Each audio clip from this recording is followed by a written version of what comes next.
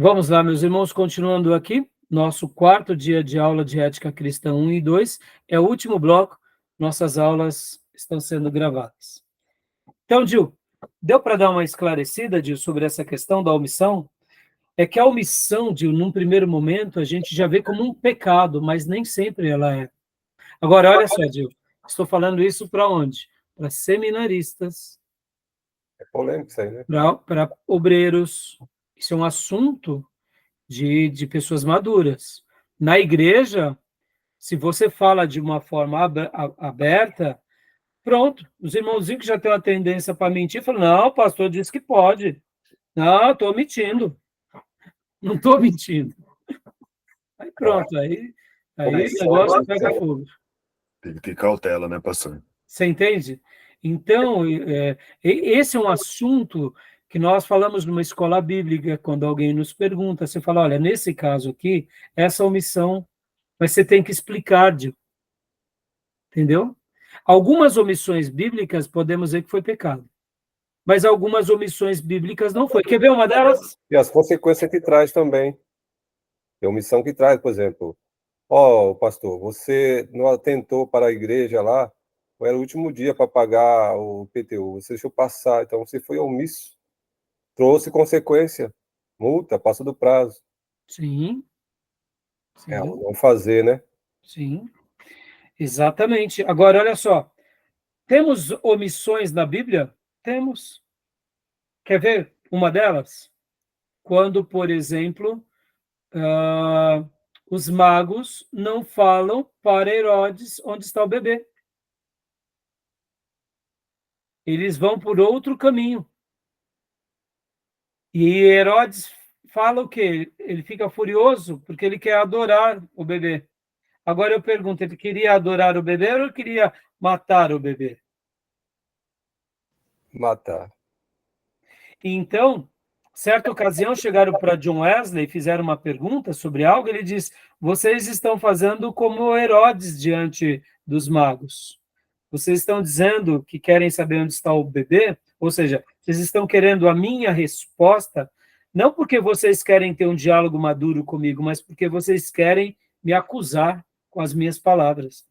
Então, tem vezes que a gente não precisa de, sabe, dar uma resposta pela qual aquela resposta pode ser usada por pessoas levianas. É uma atitude de preservação. Entendeu, Gil? Então, perceba, olha só como a omissão... Agora, a omissão ali está de forma indireta. Outra omissão, quando Davi fugia de Saul. Então, faltou verdade em Davi, de chegar para Saul e falar, Saul, não está dando mais, eu vim pedir as contas aqui, porque como seu general, não está certo. Será que Davi saía vivo? Ora, dias antes, os soldados de Saul tinham ido ao quarto de Mical matar Davi, e quem salvou Davi foi Mical.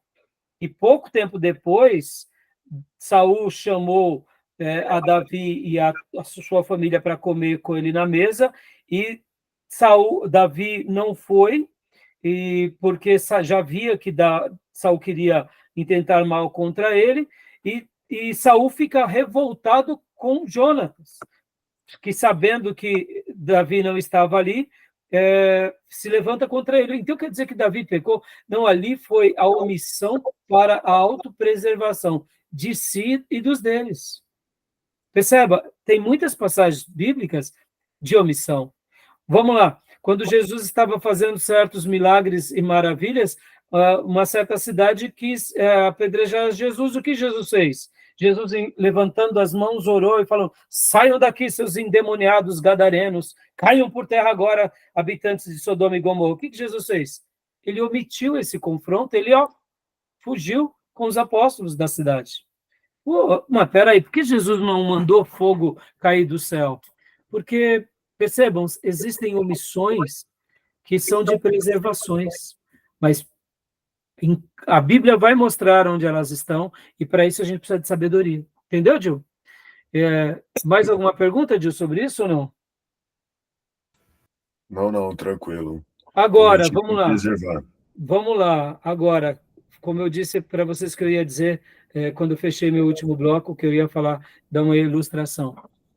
E quando a gente está omitindo e a nossa omissão está quebrando vínculos conjugais, aí é um caroço de angu. Está entendendo? Sim. Com pessoas como nossos pastores, nossos líderes, nossos patrões, pessoas que a gente pode viver a verdade e deve, filhos. Então, percebam, há áreas convenientes e há áreas que não são convenientes. Agora, vamos lá. Vamos entrar para um assunto polêmico, mas nós tratamos isso em psicologia pastoral. E quando há quebra de fidelidade? Será que em todo momento que o marido ou a esposa tem que falar para o cônjuge? O mundo ideal e o aconselhável é isso, mas existem casos em que talvez a omissão também seja uma preservação. Eu sei Sim. que é polêmico, é confuso e é tempestuoso, mas eu conheço episódios de pessoas que foram buscar uma ajuda para o pastor e o pastor o orientou, dizendo: olha, como isso se trata de uma coisa há muitos anos atrás e você já deu frutos de que nunca mais repetiu, será que falar pode ser benéfico? Porque, Sim. de repente, você pode estar desenterrando um defunto e o casamento pode vir a pique. Ou seja, percebam, irmãos, há Preservar. casos e casos. Por isso que é muito complicado, nós trabalhamos isso em psicologia pastoral, mas perceba, tem um fator determinante aí. Sim. Essa pessoa já teve o quê? Anos de fidelidade. 5, 10, nunca mais errou. Ou seja, O então, sincerão é complicado, né? são situações muito difíceis e o pastor fica vendido, viu, Júnior? Uhum. Porque se o pastor falando, vai lá, irmão, e fala para a irmã, e o casamento acaba, depois a culpa é do pastor. Que a Bíblia fala, né? Por outro lado, o pastor deve orientar a pessoa para que a pessoa tome a melhor decisão que ela achar bem. O pastor pode até dar o parecer dele, mas ao mesmo tempo ele tem que mostrar os vários caminhos. Porque o pastor não é onisciente, ele não sabe como agirá o cônjuge. Então, muitas vezes, irmãos, é muito complexo. Entendeu, Gil? Por isso, Gil, que se torna muito difícil algumas tomadas de decisões, e algumas tomadas de decisões têm tudo a ver Fazer com essa prejuízo, né? questão ética e moral. Você pode trazer prejuízo. Às vezes o Sim. sincerão chega lá e é uma pessoa que não pode ouvir aquela fala, ele chega lá, Acabou o casamento. acabou o casamento. Ou destruiu a pessoa, tem um ataque emocional e morre. Não, ou senão até mesmo, Júnior, disso, ou um infarto, e Isso. perceba, existem coisas que a gente não sabe. Então, o pastor, nessa hora, ele tem que ser franco. Olha, o que nesse terreno, você Preservar. estará entrando num terreno muito perigoso. É. Você vai ter que tomar essa decisão sozinha, você e Deus. A verdade sempre é a melhor coisa. Agora, será que a sua esposa, por ela não ser crente, ela tolerará? Sim. Será que os seus filhos... Olha, é muito complexo, muito Aí complexo. apontar indicadores só, né? Você não pode, às vezes, ser tão sincerão e falar. A omissão aí é importante, porque você preserva. Por isso que são tomadas decisões onde o pastor ele tem que ter um preparo um pouco melhor para não permitir com que essa pessoa se entregue a uma ingenuidade profunda e depois essa pessoa acaba com o casamento, acaba com a estrutura, acaba com os filhos e quando vai ver é uma família que se desfez. E aí eu digo, o que vale mais? É uma família ou muitas vezes tomar um assunto em pauta? Agora, é claro, irmãos, tudo isso é muito complexo, tem pessoas que vivem repetindo o mesmo erro, ou seja, ele é um sem vergonha crônico, aí outros... Percebam como que é difícil, tá bom, Gil? Tudo bem, Gil? Deu para responder ou não? Ou só complicou mais? Não, deu sim, ficou claro. Né? Tem Mas é caso, isso aí. Então, tem vamos caso que continuar. é taxativo, né? Como, Júnior? Tem caso que é taxativo. Por exemplo, uma mãe que deixa de dar comida para o bebê. Ele morre de inanição, por omissão da mãe. Sim, não. Exatamente. Existem casos que são taxativos, não se é erro pelo erro, né, Júnior? É. Né? Mas outros, vamos lá, a mãe que tem um filho que é dependente químico, e ela, para não ver o filho devendo para os bandidos, vai lá e tira da Isso. aposentadoria dela. E aí? E aí? A E ética. aí? Você vai, e a irmã, ela é uma obreira da igreja, você vai disciplinar ela por isso? Ou Exatamente. você vai ser complacente com ela, ou você vai orientar ela? Perceba, irmãos, São críticas, né? são críticas que a gente faz, ao mesmo tempo você vai orientar, mas ela está naquela vida. Aí eu pergunto, você acha que ela quer estar naquela vida? Está certo ela fazer isso? Claro que não está certo. Verdade. Mas é a realidade dela, é o mundo dela. Sim. É muito difícil, entendeu, Gil? É. Então, muitas vezes, você saber viver com uma pessoa, respeitando ela, em alguns casos como esse, é diferente. Perceba, olha que situação complicada, né? Verdade. Então, vamos lá, continuando aqui. Dilema ético, né? Perguntas norteadoras, né? A gente acabou de ver aqui que Coren Bon nos conta como mentiu para salvar judeus dos campos de concentração nazistas, né? Ele conclui dizendo: eu tive que ponderar entre mentir ou salvar vidas. Lembra da lista de Schindler, o grande clássico de Steve Spielberg? Aquele filme é maravilhoso, Salvou maravilhoso. muito judeu, né? Salvou muitos judeus. Então, perceba, agora é óbvio, num caso como esse, com certeza mentiu muito, porque não tem como você fazer aquilo sem mentir, né? Então, Sim, quais sim. são as perguntas norteadoras, né? Diga para nós, Júnior. Leia para nós, por favor. É correto mentir para salvar uma vida? Quando duas questões éticas estão em conflito, como decidir? Na pergunta em pauta, duas questões éticas entram em conflito: a mentira e a omissão de socorro. Dá uma pausa, Júnior. E aí? Olha que interessante. Esse ponto é muito legal, porque muitas vezes a gente não sabe o que fazer. O que eu faço, meu Deus? É mentira, mas o que eu faço? É omissão de socorro. Ou vamos pegar um caso aqui, como você disse, é o guitarrista. É o guitarrista. Eu sei que ele é, né, Sim. não tá ali fumando baseado todo dia, ou vez por outra, mas ele é o filho do obreirão. Se eu não falo, eu Exato. consinto. Se eu falo, Falou eu tudo mesmo. exponho. Cara, Pelo amor de Deus. Hã? uma boa questão que você pegou mesmo aí, desse exemplo. Alguém sabe e está omitindo. Então, e aí, como que a gente pode tentar resolver esse dilema ético? Vamos lá, vamos pegar essa pesquisa, esse case aqui. Nesse caso, vamos hipoteticamente, o Júnior vamos lá, Júnior, você né, é um membro da igreja, mas é amigo do guitarrista, e o guitarrista né, não para de usar maconha, e mas ninguém da igreja sabe, mas o Júnior está sabendo que você é amigo tal, e agora? E como resolver esse dilema ético, Gil? Como que resolve aí? Amigo da onça. Como que você vai poder... Chega o Júnior e fala, rapaz, eu estou com um problemão, Gil, e aí, Gil, me ajuda. Eu conheço um irmão que toca bem, todo mundo tem ele respeito, mas ele, olha, né, fuma um baseado que Bob Marley fica com inveja. Então, E você e aí, já Gil? tentou, chamou a atenção da pessoa, e aí? E aí, como que resolver, Gil? Eu não entendi. O guitarrista que fuma maconha, somente o Júnior sabe da questão, é Isso, isso? aí o Júnior se desabafa com você e fala, eu não sei o que eu faço, e você é o seminarista que está fazendo ética cristã. Como que você vai orientar o Júnior nessa tomada de decisão? Porque o Júnior também está num conflito. Eu não acordo a Ele banda. sabe, mas, ao mesmo tempo, é uma pessoa que está dando mau testemunho. Mas se ele fica calado, ele omite. Omício, eu tô Mas se ele fala, ele expõe. Porque o guitarrista, afinal de contas, é pra muito se querido voltar pela contra igreja, mim. e o pai dele é o grande empresário da igreja. Para melhorar. Olha a celeuma aí. Aí, ó, para melhorar. E aí vai ser um forrobodó. E aí, o que você faria? O que você diria para o Júnior? Porque o Júnior agora não sabe o que Vai fazer. dizer que eu sou um X9.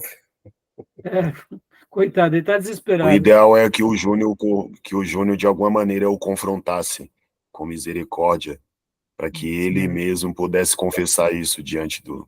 Uma E aí o líder de Júnior já louvor. fez isso, mas ele não deu ouvido. E aí?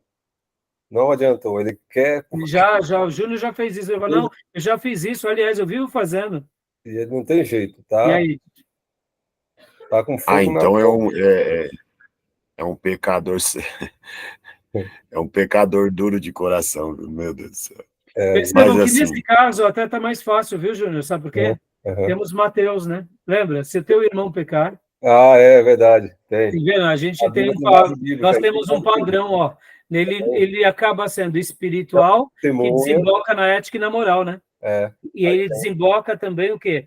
No sistema eclesiológico, como se exato. comportar. Aí tem base bíblica. Tem Aí, base. Então, vai até ele. Se ele te ouviu, ganhaste o irmão. Se não, não te ouviu, leva 2 ou tem 3. testemunha. Mas vamos lá. E agora o aí, Júnior fala, mas quem vai ser as testemunhas? Quem você indicaria para ser as testemunhas do Júnior? Porque o Júnior está num péssimo lençol, ele não quer ser o talarico. Aí que tá, hein? Vai fazer uma comissão.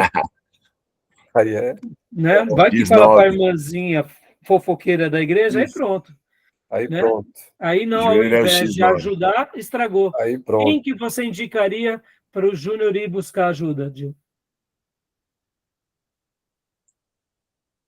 Quem da igreja você falaria, Júnior, você precisa ir buscar ajuda com...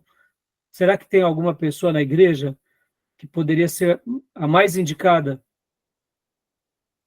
Seria o diácono ou não? O que você acha, Gil?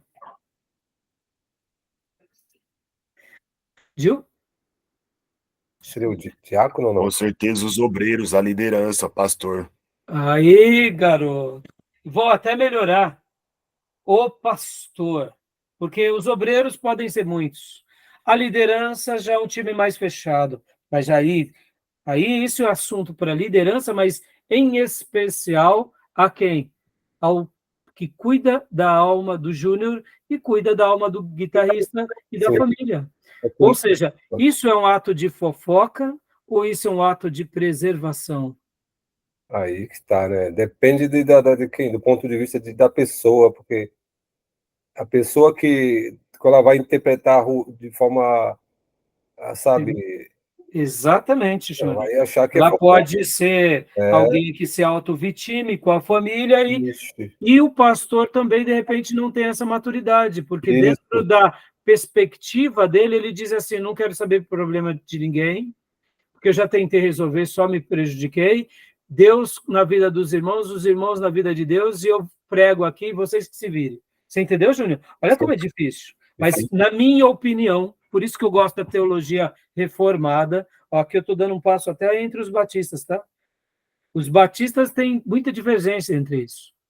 Tem pastor de batista que não fala nada, fala, não, eu prego de púlpito e problema dele. Dentro dos reformados, eles têm um costume do quê? De confronto, e eu gosto disso. Debaixo de muita oração e de muito jejum, fala-se ao pastor, e esse pastor que foi treinado na habilidade de confronto, porque perceba, não pode ser qualquer pastor.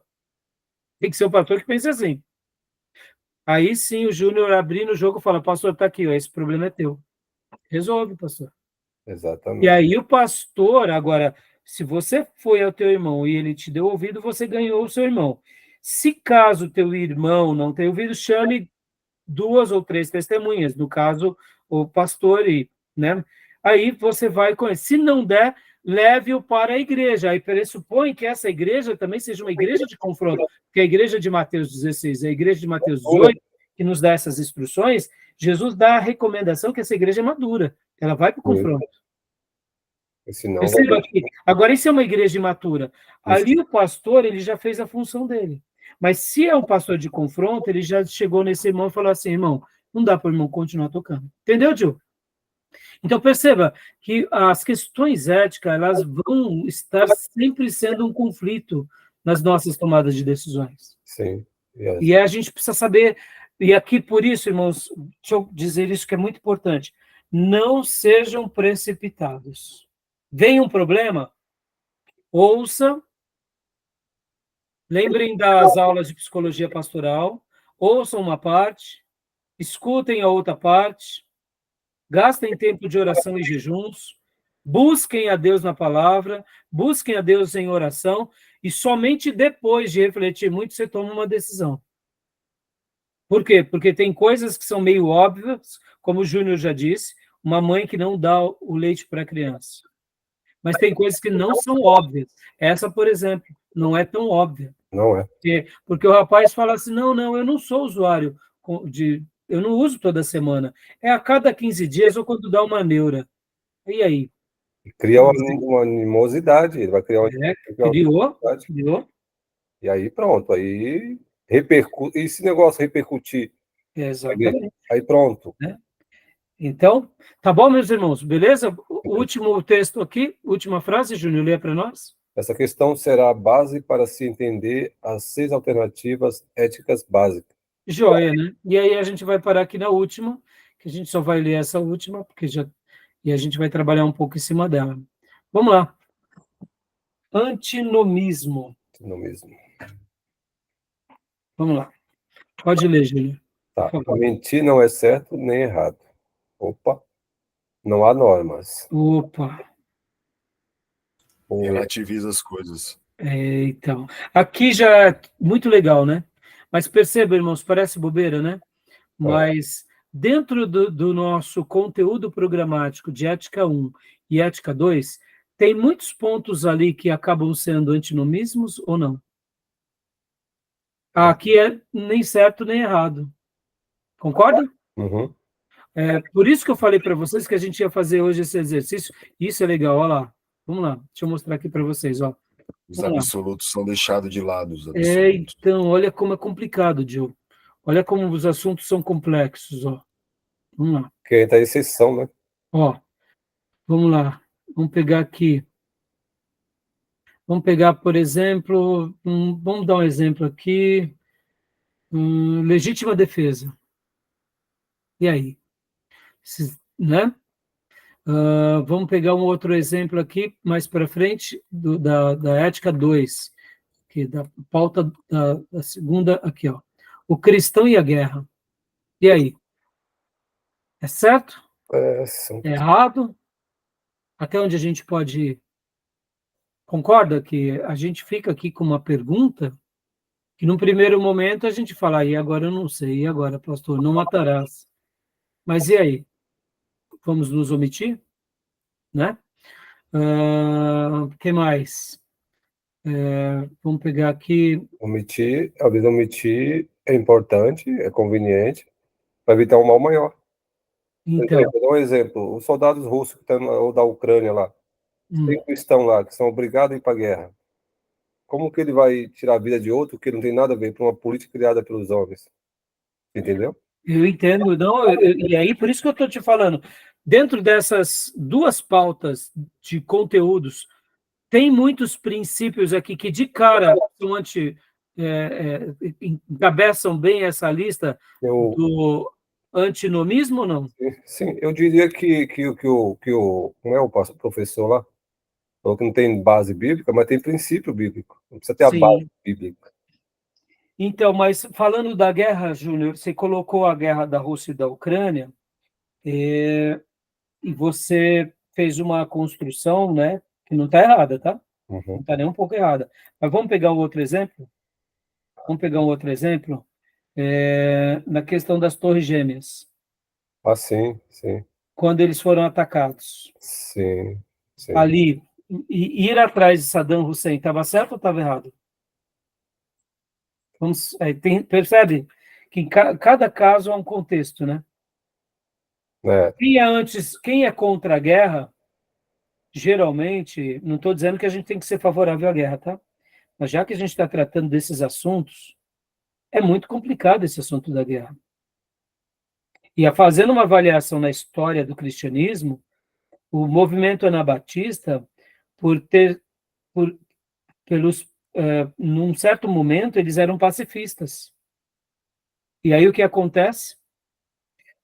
Quando eles eram perseguidos, eles eram dizimados, as cidades todas as cidades. Uhum. Depois de algum tempo, eles pararam de ser pacifistas. Por quê? Porque toda vez que vinham perseguições e eles eram dizimados, E aí se contra-argumentava da seguinte forma: porque Deus não os livrou. Entendeu? Então, a maioria dos grupos depois chegaram à seguinte ideia: Deus quer que nós nos defendamos. Nós somos contra a guerra, mas quando vem o agressor, nós precisamos nos defender dele. É como foi pesquisa até para os outros grupos. Exatamente. Movimento. E aí, em cima disso, Júnior, que eu fiz a réplica, e porque eu acho assim, existem... por isso que cada situação é muito complexa. Ah, sim, entendi. Você entendeu? Eu não acho errado o que você disse. Uhum. Eu acho, sim, que quando você está debaixo de um país onde ali há uma ditadura, muitos soldados não querem, eles são obrigados a ir. Então, se eles não atingirem de forma correta e se tornarem até covardes, eles estão fazendo certo, não vamos tirar a razão deles, porque, de fato, eles não queriam estar lá. No entanto, existem o oposto, quando vem um invasor sobre você, no caso dos próprios ucranianos.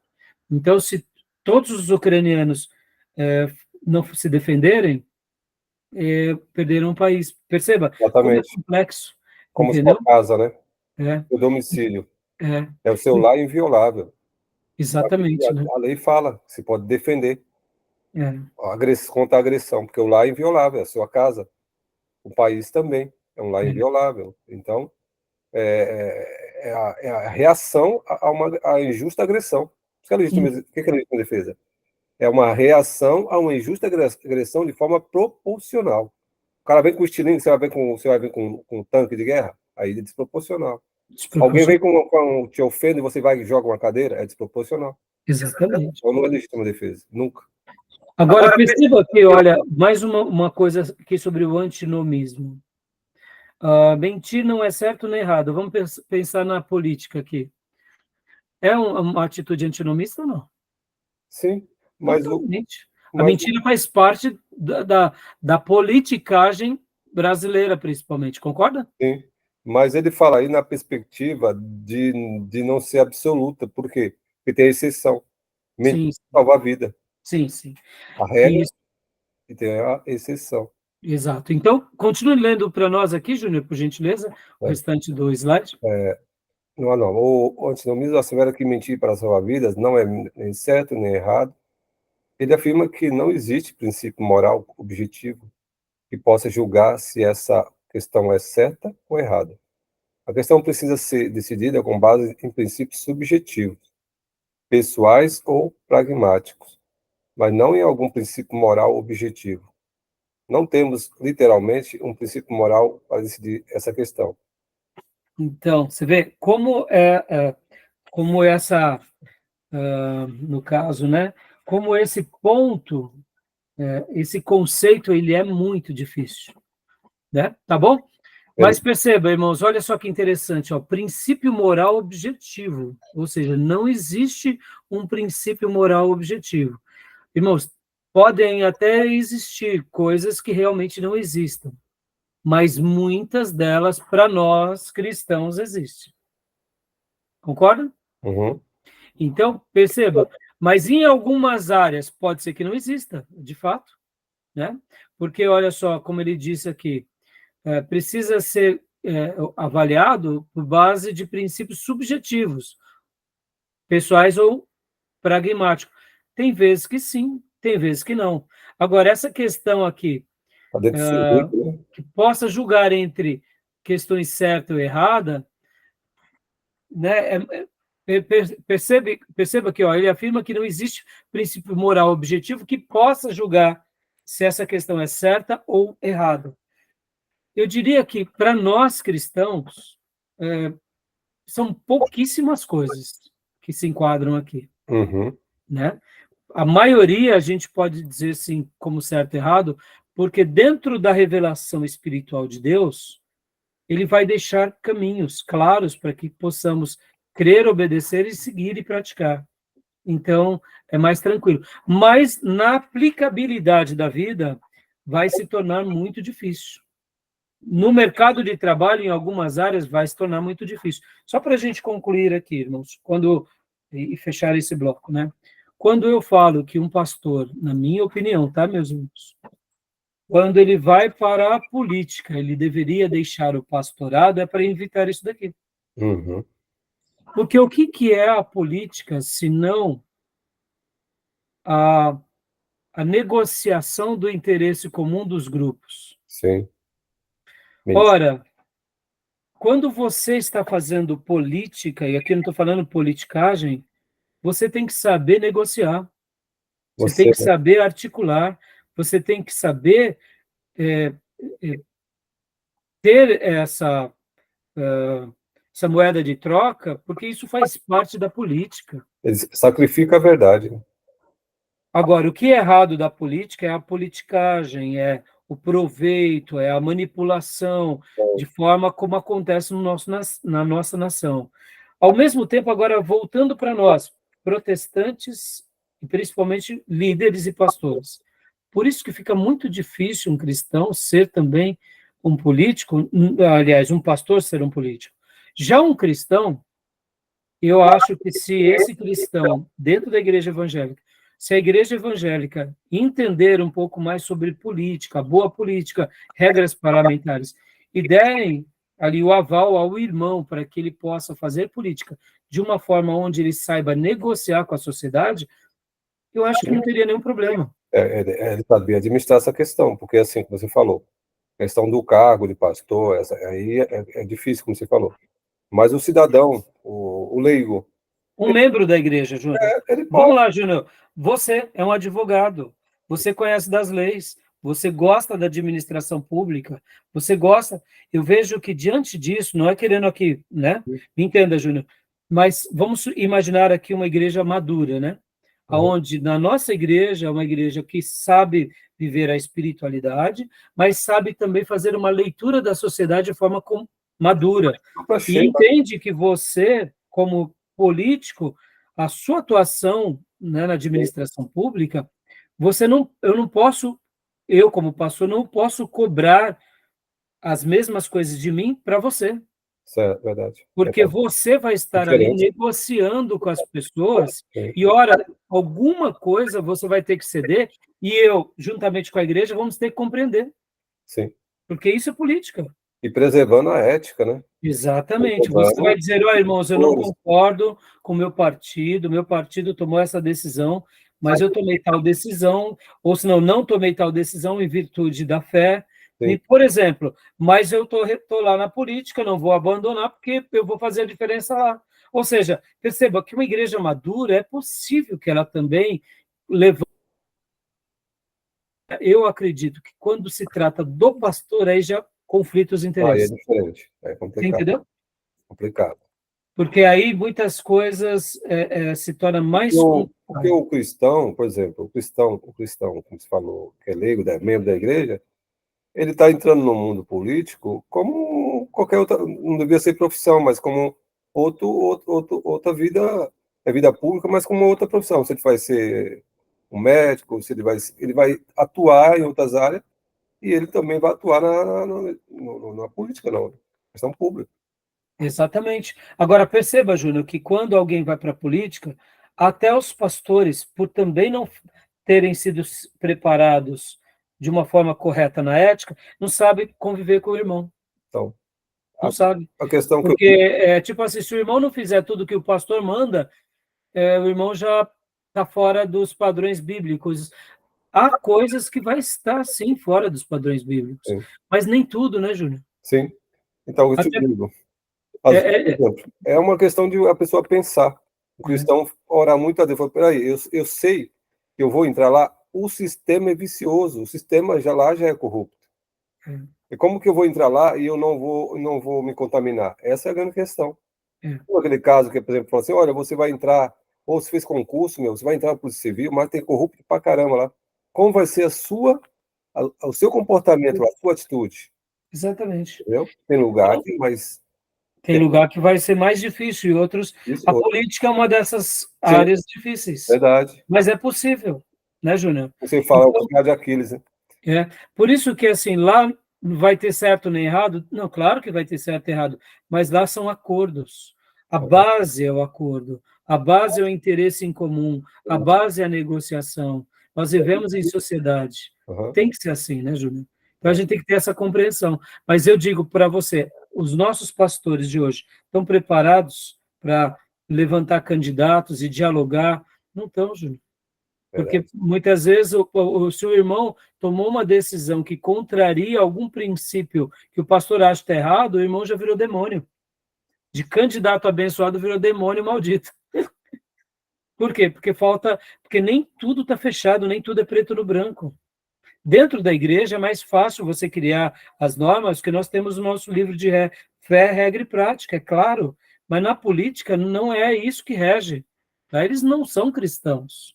Eles estão em busca do interesse comum dos grupos, das partes. Como cristãos, vamos defender as nossas bandeiras, vamos questionar várias coisas, vamos tentar que não seja aprovado várias coisas, mas a gente vai ter que respeitar as pessoas, né? E aí onde entra essas convicções. Tá bom, meus irmãos? Beleza? Beleza? Beleza. Alguma pergunta, alguma dúvida?